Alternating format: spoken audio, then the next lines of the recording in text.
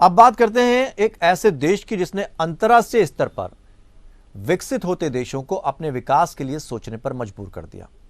क्योंकि वर्तमान में विकासशील देश की सरकारें अपने देश की अर्थव्यवस्था को मजबूत करने में जुटी हैं, लेकिन श्रीलंका की सरकार, गोटबाया सरकार की अगर हम बात करें तो गोटबाया सरकार की पहचान एक ऐसी सरकार के रूप में दुनिया के सामने आई जिसने अपने निजी हित या स्वार्थ के लिए देश की करेंसी से जमकर मजे लूटे। हालात ये हो गए कि उसके राजकोष में विदेशी मुद्रा का भी टोटा हो गया। टोटा यानी कमी पड़ गई। अब श्रीलंकाई सरकार के सामने एक ही रास्ता था, वो ये कि अपने झूठ को दबाने के लिए उसने कई ऐसे कदम उठा लिए जिसने पूरे देश को गर्त में धकेल दिया। और उसके बाद जो हुआ वो दुनिया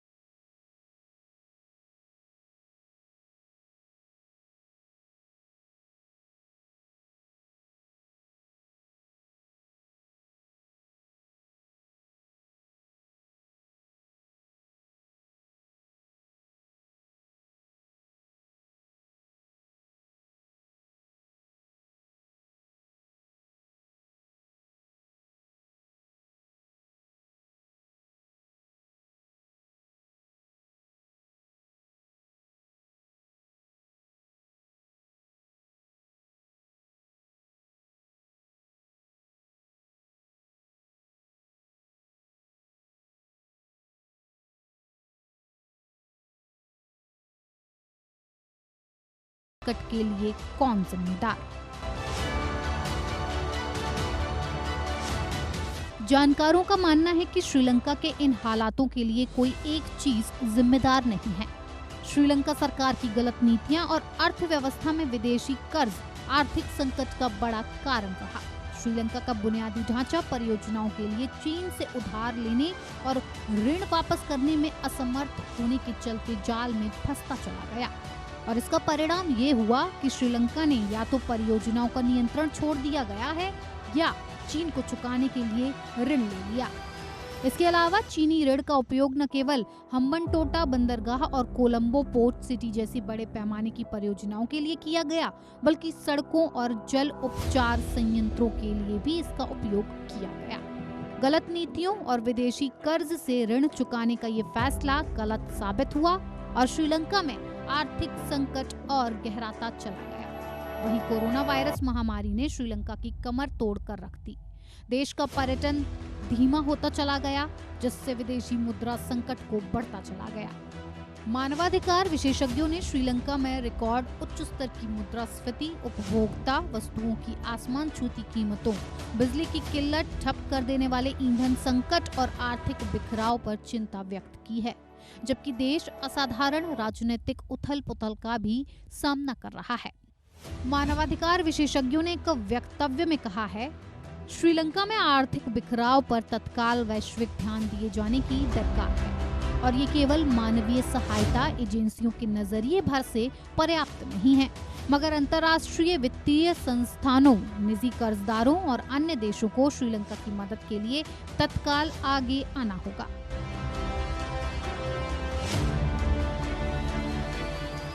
श्रीलंका की आर्थिक बदहाली की बड़ी वजह विदेशी मुद्रा भंडार में आई गिरावट है।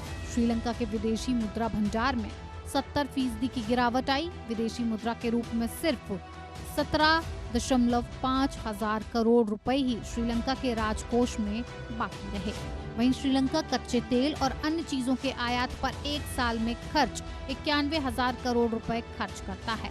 खर्च 91,000 करोड़ रुपए का है, लेकिन श्रीलंका के पास सिर्फ 17.5 हजार करोड़ रुपए ही बचे थे। वहीं चीन का श्रीलंका के ऊपर $5 बिलियन से ज्यादा का कर्ज है। भारत और जापान जैसे देशों के अलावा IMF, एशियन डेवलपमेंट बैंक जैसे संस्थानों का भी लोन उधार है। सरकारी आंकड़ों के मुताबिक अप्रैल 2021 तक श्रीलंका के ऊपर कुल $35 बिलियन का विदेशी कर्ज था, जो अब $51 अरब पर पहुंच चुका है। श्रीलंका के कुल कर्ज का प्रतिशत 47% बाजार से लिया गया कर्ज, 2% भारत का कर्ज,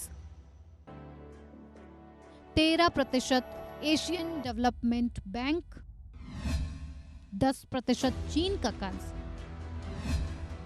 10% जापान का कर्ज, 9.9% वर्ल्ड बैंक का कर्ज। चीन से इस अवधि में श्रीलंका को $6.77 करोड़ का कर्ज मिला है। श्रीलंका के वित्त मंत्रालय के अनुसार भारत से $37.69 करोड़ का कर्ज 1 जनवरी से 30 अप्रैल 2022 की अवधि के दौरान मिला है। भारत के बाद एशियाई विकास बैंक ADB $35.96 करोड़ के साथ श्रीलंका का दूसरा सबसे बड़ा कर्जदाता रहा है। भारत ने मानवीय आधार पर कोलंबो को 2 आपातकालीन ऋण सहायता की पेशकश की है, जिसमें आवश्यक वस्तुओं की खरीद के लिए $1 अरब शामिल है।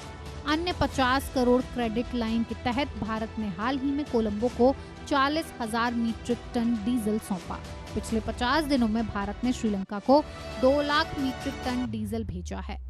जनवरी 2022 से भारत अनुभव की जाने वाली कठिनाइयों को देखते हुए श्रीलंका की सहायता कर रहा है। इसने $2.4 अरब की वित्तीय सहायता दी थी, जिसमें 40 करोड़ का क्रेडिट स्वैप और $51.5 करोड़ से ज्यादा के एशियन क्लियरिंग यूनियन भुगतान को स्थगित करना शामिल था।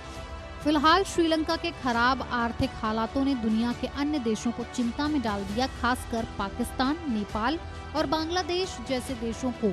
हालांकि भारत ने इस तरह के हालातों से निपटने की रणनीति पहले ही बना ली थी, इसीलिए आर्थिक मंदी के असर भारत पर थोड़ा बहुत प्रभाव जरूर पड़ा, लेकिन श्रीलंका जैसा संकट देश में आने के कोई आसार फिलहाल नहीं है।